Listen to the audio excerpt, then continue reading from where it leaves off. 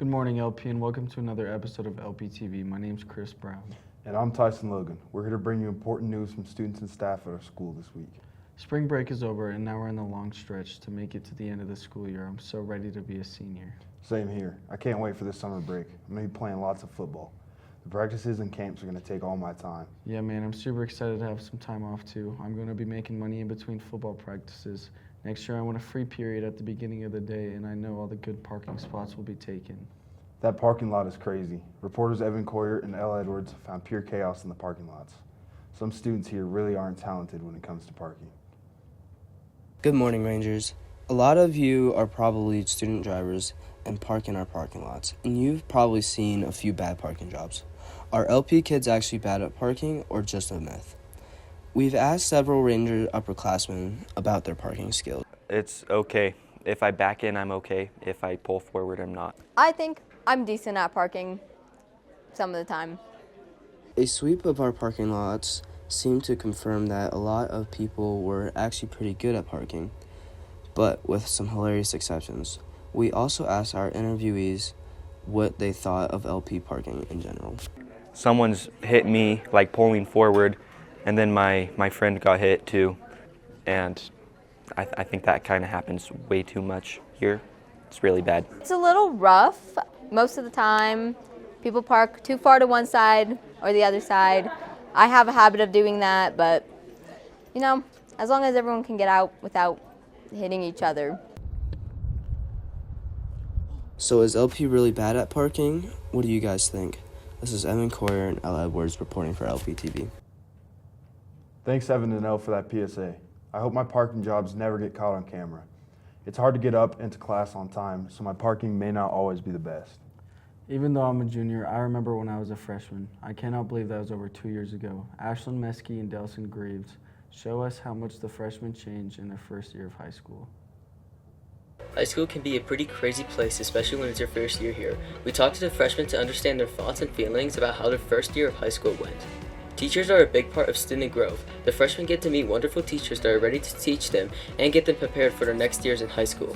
Each teacher has a different approach to how they teach freshmen. With me being goofy and saying weird things and almost falling in the sink, right? And sometimes upperclassmen are too cool for it and they're like, whatever. But the freshmen, I think they kind of feed off of it and I trick them into learning. I will definitely say I am more strict with freshmen compared to with my creative writing classes. I am more strict with them just because they are still learning and growing to figure out what is high school and the expectations of teachers and of English classes in general. I'm here because I like being here, because I like students that I like. Ninth graders, I wasn't forced to teach them. I want to teach them, and that I want to have a relationship with them. So number one is you get my respect no matter what. You don't have to earn my respect. I know I need to earn your respect, but you don't have to earn my respect because you're a human being and you're here to learn. Even though high school can be scary, freshmen have a calm and mature approach to the big asks of high school. I just came here and was here. I thought it was going to be a good chance to start a new part of my life, I guess. Overall, freshman year helps the growth and understanding of the students so they are ready for the next years of high school. This is Ashlyn Meskey and Delson Grieve reporting for LPTV.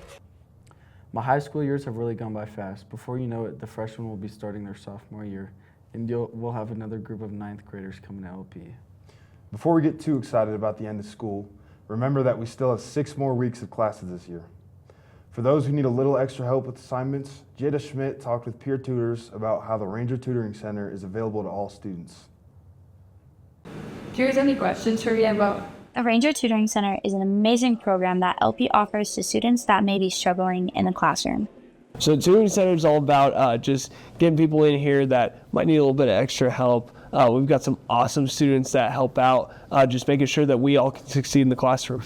The RTC's main focus is helping students through peer-to-peer connection. Upperclassmen and responsible Rangers can volunteer to be a peer tutor.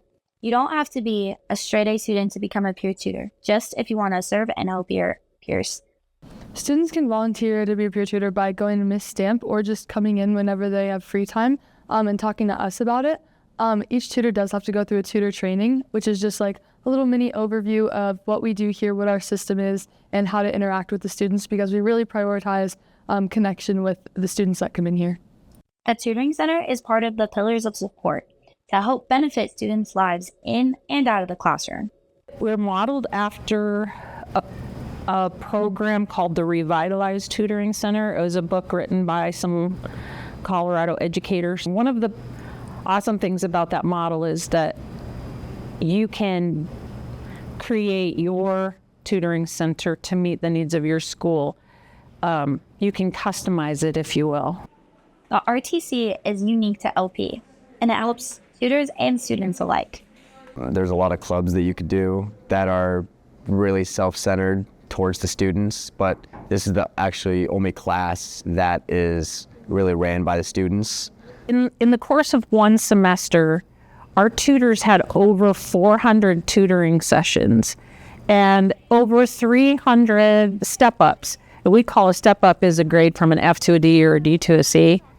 That's just in one semester. And when you can see that a tutor comes in thinking, oh, I'm just going to do some community service, but they're sitting across from someone with whom they've made a huge difference, it's so much more tangible than doing fundraising or something. I mean, we've had tutors who've actually facilitated, propelled, motivated, encouraged kids to graduate. So without the tutor, they wouldn't have graduated from high school. This is Christian Brown, Harper Frawley, and Jada Schmidt reporting for LPTV. The RTC is a good program for students. I think working with tutors our age makes it not as scary as asking a teacher for help. Hey Tyson, I was talking to Mr. Patterson the other day, and did you know that he used to play volleyball?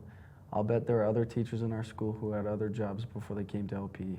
Let's watch Max Brandstetter and Chief Stafford talk with some teachers about their previous professions. Even though we see our teachers every day, we don't exactly know everything about them. Many of them, this isn't their first job in their lives. So we went ahead and asked them about their previous or other current professions. Mr. William Horn worked as a deputy at El Paso County Sheriff's Office for 11 years.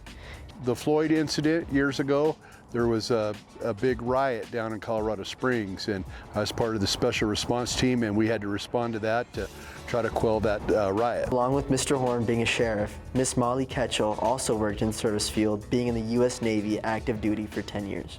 That year in Afghanistan was interesting because it was so different than anything else that I had ever done.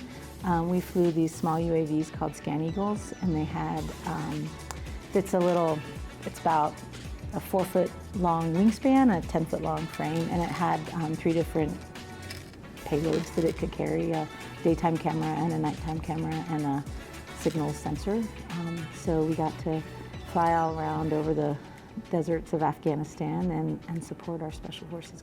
While these are past jobs for some teachers, a few of our teachers have other hobbies or professions they like to work in along with teaching. Mrs. Brandy Chisholm owns and works at Rocky Mountain Beignets.